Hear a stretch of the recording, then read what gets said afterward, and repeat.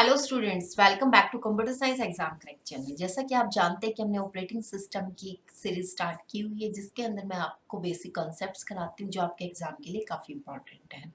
तो आज उसी सीरीज की कंटिन्यूटी में आज फिर मैं आपके लिए एक नया टॉपिक लेकर आई हूँ, दैट इज प्रोसेस मैनेजमेंट।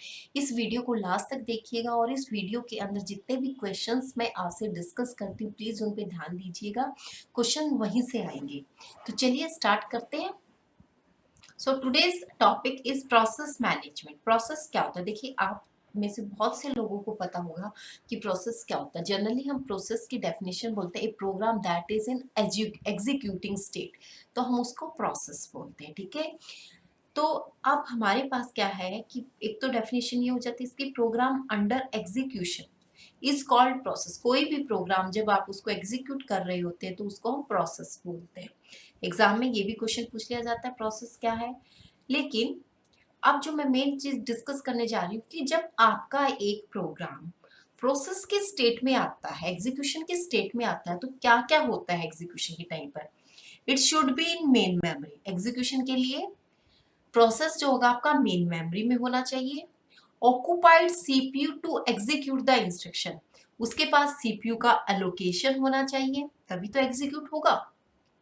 अगला, process is having various attributes. Process के डिफरेंट एट्रीब्यूट्स होते हैं।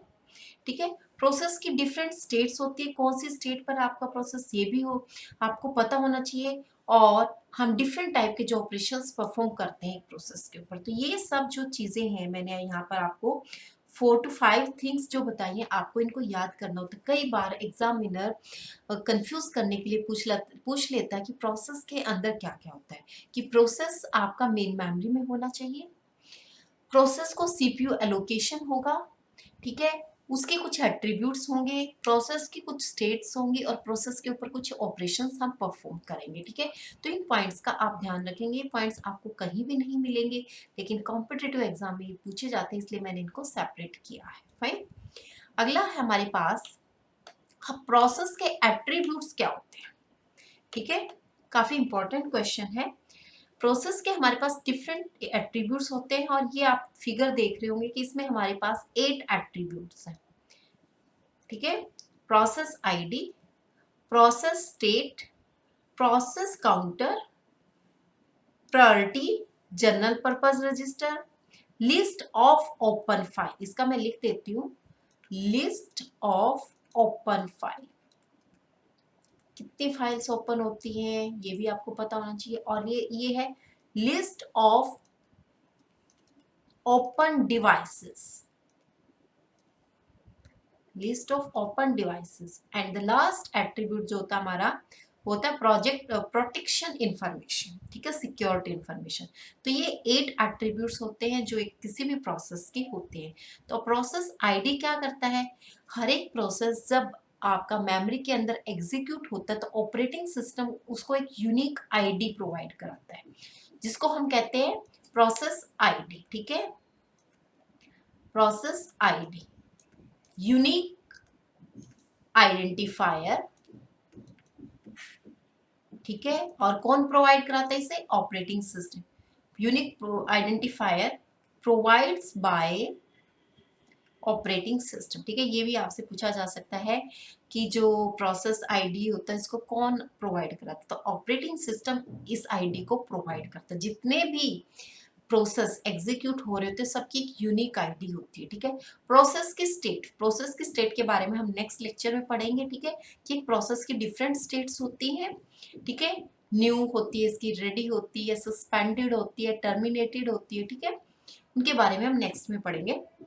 एक है हमारे पास प्रोग्राम काउंटर।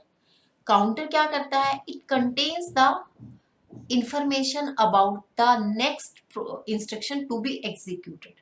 जो नेक्स्ट इंस्ट्रक्शन एग्जीक्यूट होती है उसके बारे में एड्रेस जो रखता है वो प्रोग्राम काउंटर रखता है। ठीक है, प्रायोरिटी, ऑपरेटिंग सिस्टम हर एक प्रोसेस की को भी प्रायोरिटी असाइन करता है कि किस प्रायोरिटी के बेस पर ऑपरेटिंग सिस्टम को एग्जीक्यूट करेगा, सीपीयू को एलोकेट कराएगा। ठीक है, जनरल पर्पस रजिस्टर्स, हर एक प्रोसेस कभी ना कभी किसी ना किसी जनरल पर्पस रजिस्टर के अंदर स्टोर होता है। ठीक है, लिस्ट ऑफ ओपन फाइल्स कितनी है? डिवाइसेस कितनी है इनके बारे में आपको इन्फॉर्मेशन होनी चाहिए, प्रोसेस एक्टिव। और प्रोटेक्शन इन्फॉर्मेशन, किस प्रोसेस को कितनी सिक्योरिटी है, ठीक है, रीड राइट एग्जीक्यूट, इस टाइप की जो प्रॉपर्टीज होती है वो प्रोसेस के एट्रीब्यूट्स के अंदर आती है। तो ये टोटल जो है आपके पास 8 एट्रीब्यूट्स हैं। अब जो एक इम्पॉर्टेंट टॉपिक फिर मैं डिस्कस करने जा रही हूँ कि all attributes of a process are called the context of process. कई बार एग्जाम में पूछा जाएगा कि what is the context of process. जो आपके प्रोसेस के एट्रीब्यूट्स होते हैं उनको हम प्रोसेस कंटेक्स्ट ऑफ प्रोसेस कहते हैं। जैसे प्रोसेस आईडी एक कंटेक्स्ट है, प्रोसेस स्टेट एक कंटेक्स्ट है, ठीक है। अब जो है हमारे पास इन कंटेक्स्ट ऑफ प्रोसेसेस को कहाँ रखा जाता है, इनको प्रोसेस कंट्रोल ब्लॉक के अंदर लिखा जाता है। ये भी स्टूडेंट्स क्वेश्चन जरूर पूछा जाता है, what is PCBI, PCB sorry, PCB contains the attributes of the process. ये एक पीसीबी है, ठीक है। तो हर एक प्रोसेस की का अपना एक सेपरेट पीसीबी होता है, ठीक है। ये क्वेश्चन भी ध्यान रखना, each process has separate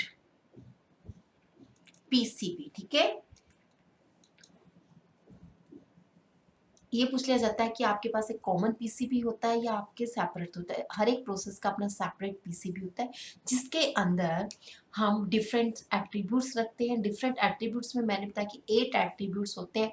process ID होता है, प्रोसेस की स्टेट होती है, ठीक है, प्रोसेस काउंटर होता है, जनरल पर्पस रजिस्टर्स होते हैं, ठीक है, और आपका एलओएफ होता है, एलओडी होता है, प्रायोरिटी होती है और प्रोटेक्शन इंफॉर्मेशन होती है, ठीक है। तो आज के लिए इतना ही। आज सिर्फ आपको क्या याद करना है, क्वेश्चन यहाँ से 2 बनेंगे, व्हाट इज पीसीबी, ठीक है, do we need a separate PCB for each process, question आएगा, ठीक है, जिसका आंसर करेंगे आप यस।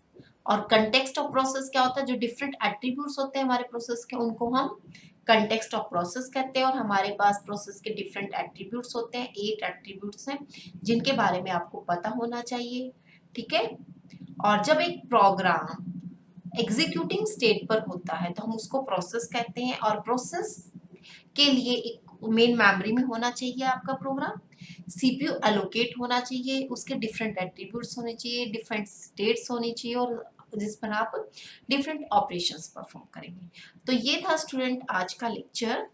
चल उम्मीद करती हूँ कि ये लेक्चर भी आपके लिए उतना ही फायदेमंद होगा जितने कि पीछे जो मैंने अभी लास्ट में लेक्चर्स दिए हैं वो वाले हैं, ठीक है। तो इसको भी ध्यान से करना है, इसमें जितने 3 या 4 क्वेश्चंस बनते हैं छोटे से टॉपिक से भी, तो इनको आप अच्छे से याद कर लेना। मिलते हैं नेक्स्ट वीडियो में नेक्स्ट कॉन्सेप्ट के साथ, तब तक के लिए थैंक